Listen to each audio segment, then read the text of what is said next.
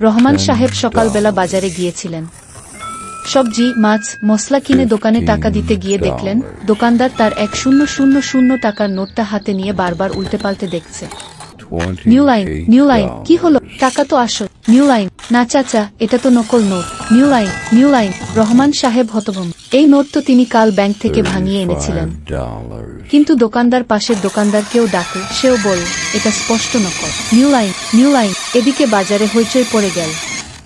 কয়েকজন এসে বলল এই এলাকায় নকল নোটের কারবার শুরু হয়েছে, সাবধানে থাকবেন। New line. রহমান সাহেব মনে মনে ভাবলেন তিনি তো সৎ লোক, তবে তার হাতে নকল নোট এলো কিভাবে? একবার মনে হলো থানায় যাবেন, কিন্তু নিজেই সন্দেহের মধ্যে পড়ে গেলেন। New line. হতাশ হয়ে তিনি বাড়ি ফিরলেন। তার ছেলে রাকিব তখন টেবিলে বসে মোবাইলে কিছু দেখছিল। রহমান সাহেব ঘটনাটা খুলে বলতেই রাকিব মোবাইল স্ক্রিনে কিছু তথ্য দেখিয়ে বলল, নিউ লাইন বাবা, এখন অনেক নকল নোট বাজারে ছড়িয়েছে, ভালোভাবে দেখে নিতে হয়।